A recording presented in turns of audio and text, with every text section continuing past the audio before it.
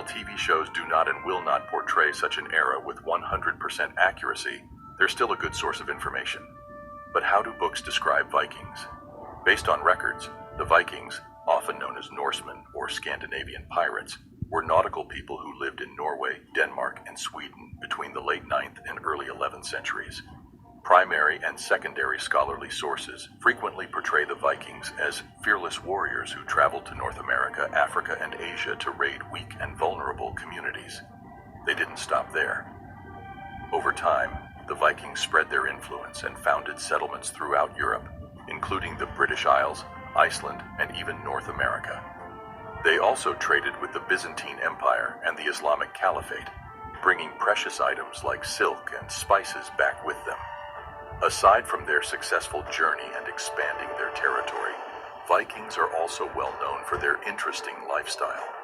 While the Vikings lived long before sexual orientation became a divisive topic, they were not wholly unaware of alternative lifestyles such as gay intercourse and polygamy. However, it is difficult to determine with clarity what the Vikings' attitudes regarding homosexuality were and how they would have classified it, which is why historians believe that it is crucial first to recognize that homosexual activities were prevalent in Viking society. Vikings and homosexuality. First things first. According to scholarly studies, the Viking peoples did not see homosexuality as bad, twisted, or inherently against the laws of nature. It was seen through the prism of leader versus follower, with some males being subordinate to stronger men. This is because of the belief that power might be obtained from a god by absorbing his essence in all imaginable ways. At the same time, the sagas, which are oral Viking stories later written down, also provide insight into Viking attitudes toward homosexuality. For example, the saga of Eric the Red mentions Thorbjorn, who has had sexual desires for other men, implying that the Vikings were aware of the presence of homosexuality, and that same-sex sexual conduct was not unusual in their time. But still, the Vikings did not have a term for homosexuality, which is logical given that evidence suggests they did not consider sexual orientation to be a major concern. According to some of the surviving literature and artwork, the bulk of Viking civilization was quite accepting of same-sex conduct, once again establishing the fact that there was a time when people allowed everyone to love who they wanted to love. However, evidence also suggests that, while same-sex conduct may have been unproblematic for some, homosexuality was not the norm in Viking society, which might explain why there was scarce writing when it comes to this topic. Speaking of evidence, while the Vikings did not leave behind many records of homosexual relationships, there is evidence scattered everywhere from Norse mythology, sagas, and laws that suggest that homosexuality was a part of Viking culture. Relationship between men. As expected, the pre-Christian Norse beliefs on homosexuality were not straightforward. On the surface, Norse society welcomed male-male sexual unions.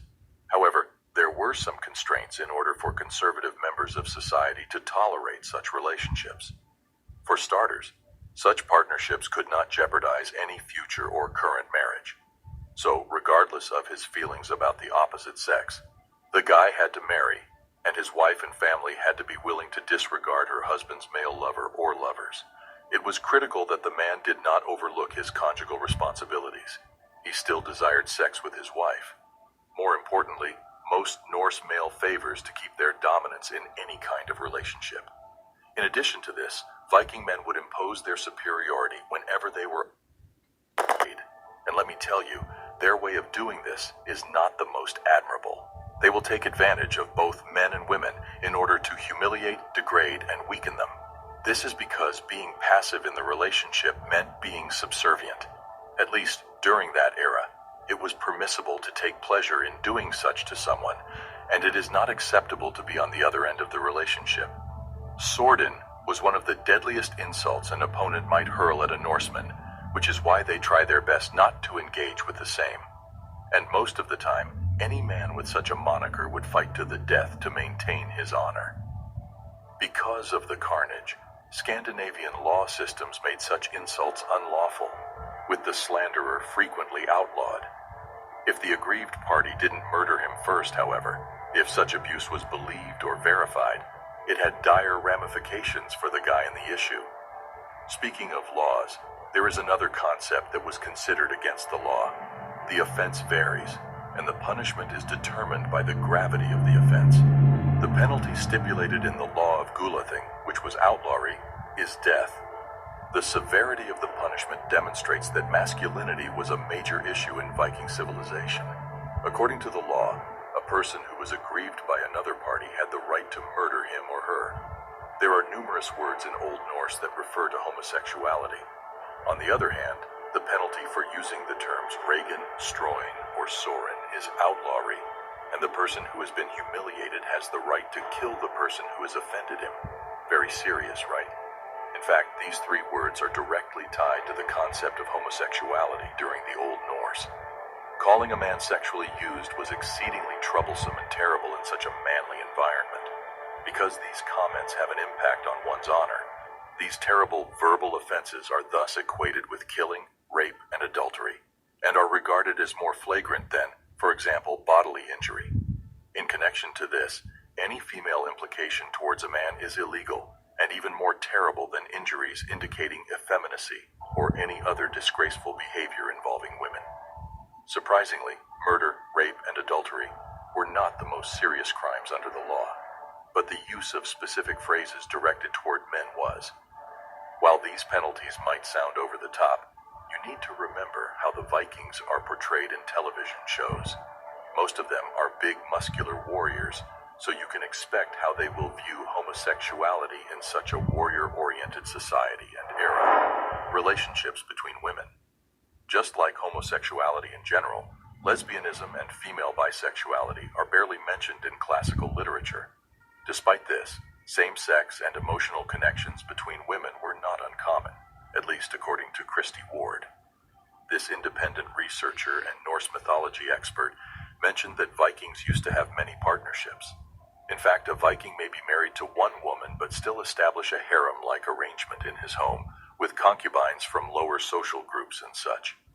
In connection with this, a Viking's wife might then form bonds with other ladies living under her roof, and of course, these relationships frequently included sexual encounters. These couples were tolerated well.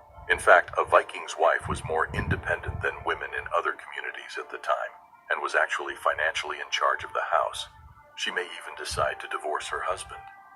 And since they are given so much leeway, historians believe this is the reason why Vikings' wives had it better compared to their counterparts from different times. The restriction. It's not unexpected that homosexuality became explicitly forbidden after Christianization, which occurred in the 12th century. The Old Icelandic Homily Book is a collection of Old West Norse sermons that dates back to 1200. It contains a sermon in which homosexuality is listed as one of those appalling secret sins perpetrated by men who respect men no more than women or violate quadrupeds. This was true for both men and women. Furthermore, male and female same-sex sexual intercourse was punished with various punishments, including flogging. Finally, Christians, unlike Vikings, condemned both aggressive and passive males during intercourse, since this action is against their teaching. Despite Christian intervention, the queerness of Norse mythology could not be eliminated from traditional sources, and this should be reflected in any depiction from that time, whether on-screen or off-screen.